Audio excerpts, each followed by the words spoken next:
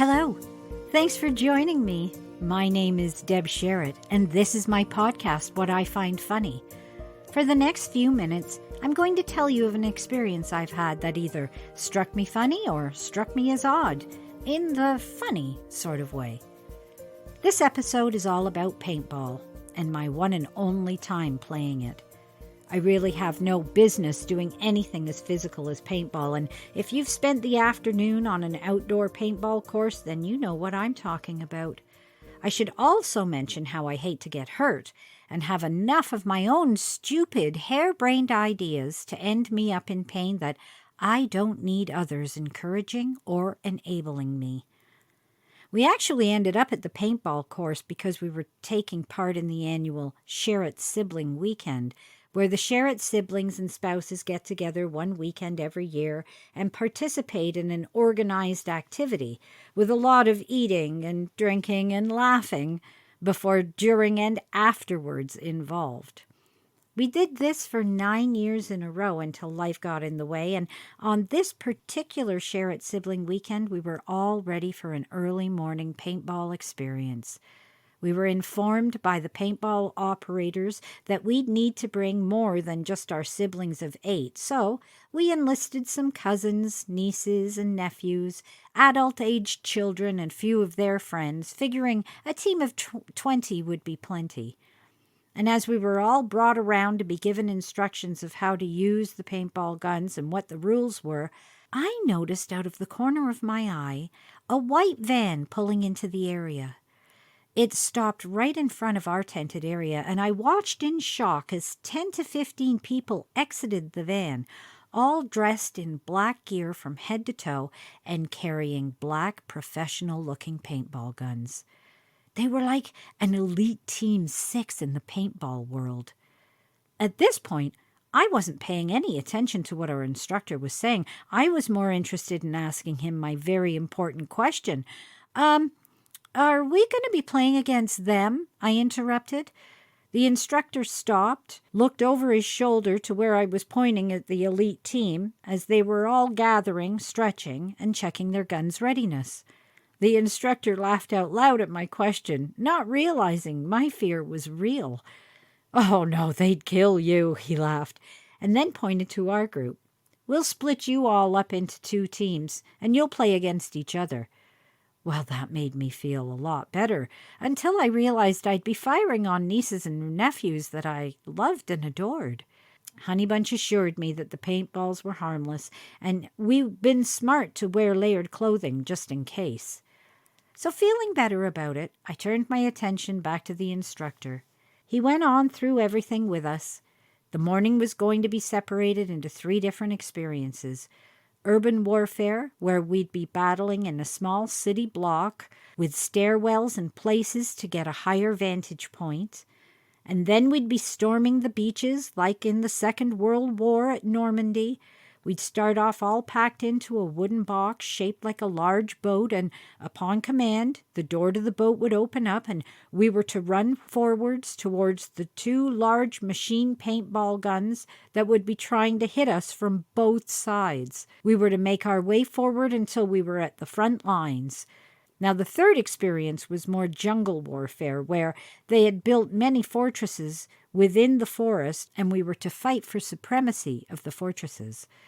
With each experience, our goal was to capture the other team's flag. You were to try and stay hidden until you could take a clean shot, and if you get hit, you throw up your arm and call out, "I'm hit!" and you remove yourself from that experience into the holding area where there would be refreshments. So we divided up into our teams, and we got started. The 8 Sherritt siblings were immediately the majority of Team 1, with 2 others rounding us up to 10, and the rest of the family and friends made up the other team. We followed our instructor towards the urban warfare set and waited for his command to enter and begin play. They outfitted us with helmets, guns, and paintballs, but not much else. And we were released into the urban warfare arena and told to take our positions. We all scattered towards the large wooden building structures, hiding from the other team while their leader took their flag and placed it atop the main building. Upon command, we were at it. combat in the stairwells and paintballs flying everywhere. I believe the actual fight time was maybe 10 minutes, but it felt like 3 hours to me. My adrenaline was running high, my heart was racing, and I could see the other team's flag clear in my view. I managed to sneak my way around the wooden structures and up a stairwell, where I was about to shoot the guardian of the flag and grab it when I was suddenly shot in my right breast. The hit took me down and then took my breath away. That hurt. That hurt a lot. Now, I was into having fun and laughing with the best of them, but that hurt, and I wasn't into that. When I was finally able, I threw my hand up and yelled, "I'm hit!" I heard a group groan from my team as I managed to get myself down the stairs and over to the holding area where coffee, tea, water, and baked goods were available. Rubbing my sore boob, I placated myself with a hot tea and donut, but I was already thinking about how to stay safe and not get hurt. It wasn't until the storming the beaches arena that I found my solution.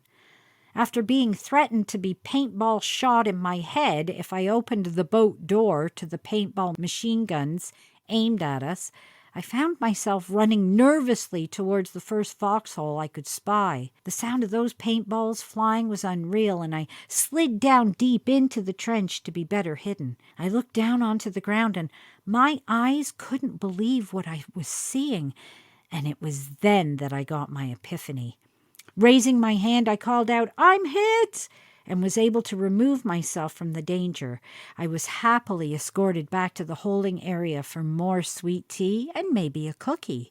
In the tent before our jungle warfare experience, Honeybunch asked me if I was okay, as I'd been hit twice now, and he knew they hurt. I confirmed I was fine and telling him to stay safe. He then headed out into the forest, and we began our last paintball warfare. Fairly soon I was calling out I was hit and being escorted back to the area with the lovely refreshments. By the time all the experiences were had, my team of siblings looked as though they had truly gone through paintball hell and back.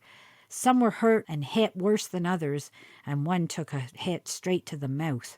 Thank God for the mouth guard, but she did get some of the paint in her mouth. Our cousin, a man over 50 years of age, broke 5 ribs when he dove into the trenches when we were storming the beaches.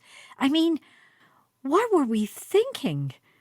It wasn't until later, when Honeybunch and I got the chance to be alone, that he finally got my secret of how I stayed safe out of me.